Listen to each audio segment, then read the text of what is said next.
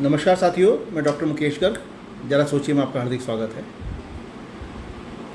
भारत के अंदर अपने ही विपक्षी नेता, खासकर कांग्रेस के सबसे बड़े नेता राहुल गांधी जी कोई ना कोई ऐसा बयान देते रहते हैं जो सरकार के लिए तो सिरदर्दी बनता ही बनता है। उसका फ़ायदा दुश्मन देश भी भरपूर तरीके से उठाते रहते हैं।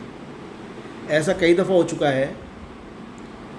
अभी ये जो 22 अप्रैल को पहलगांव में 28 हिंदुओं को धर्म पूछकर मारा गया, उसके जवाब को देने के लिए प्रधानमंत्री मोदी जी ने 24 अप्रैल को ही घोषणा कर दी थी कि हम इस घटना को करने वालों को, उनके आकाओं को और उनके सहयोगियों को मिट्टी में मिला देंगे।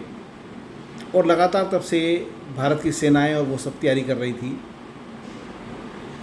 तब चूँकि लगभग 15 दिन का समय भारत को जवाब देने में लगा, इस बीच में कांग्रेस के जो बयान लगातार आए, उनके नेताओं के बयान आए, उनके प्रवक्ताओं के जो बयान आए, उन्होंने पाकिस्तान को बहुत आसान कर दिया।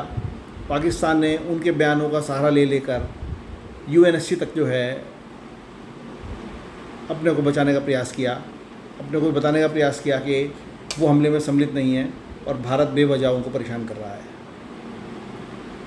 अब जब भारत इसको घटना को करने वालों को सबक सिखा चुका है और तकड़े वाला सबक सिखा चुका है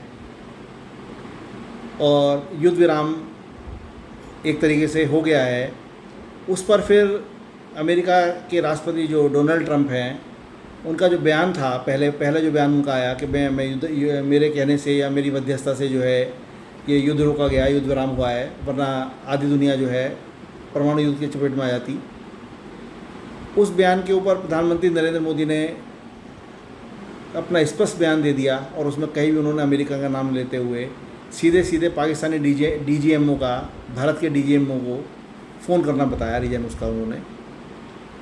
कुल ये सब जानने के बावजूद हमारे देश के नेता प्रधानमंत्री नरेंद्र मोदी को विश्वास करने को तैयार नहीं है और सिर्फ डोनाल्ड ट्रंप का नाम ले लेकर मोदी जी को फंसाने की कोशिश कर रहे हैं।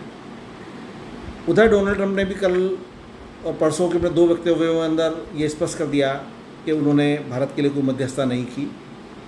लेकिन जो होना था, डैमेज जो होना था, वो तो हो चुका।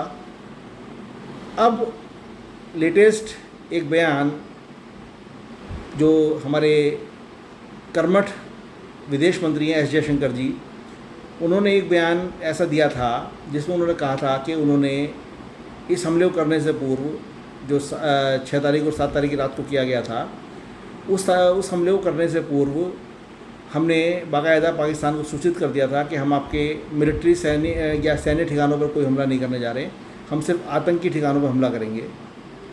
इस बयान को तोड़ मरोड़ कर राहुल गांधी जी ने जिस तरीके से एक नया मोड़ दिया है और एस जयशंकर को जो है इस्तीफा देने के लिए और उनको हटाने के लिए दबाव बनाया है, उसका फिर पाकिस्तान जो है वो भरपूर फ़ायदा उठा रहा है।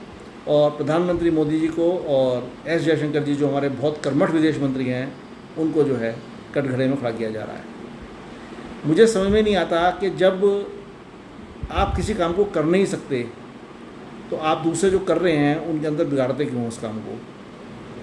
आप लीडर ऑफ अपोजिशन है लोकसभा के अंदर, आपके पास एक जिम्मेदारी वाला पद है, आप एक देश के जिम्मेदार नेता हैं, और उसके बावजूद ऐसे संवेदनशील मुद्दों पर भारत की ही हेकड़ी कराने में आपको क्या मज़ा आता है।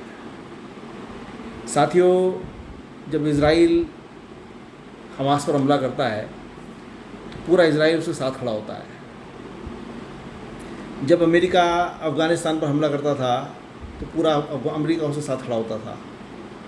जब भारत पाकिस्तान से जवाब देने के लिए पाकिस्तान के ऊपर जो है अपनी सैन्य शक्ति का इस्तेमाल कर रहा है, तब भारत क्यों उसके साथ नहीं खड़ा हुआ है? ये एक संवेदनशील मसला है और इसका उत्तर खोजते रहिए और मिले तो बताइएगा, ज़रा सोचिए। साथियों, मेरे विचार यदि आपको उचित लगें तो कृपया मेरे चैनल को लाइक कीजिए, शेयर कीजिए और सब्सक्राइब कीजिए। धन्यवाद।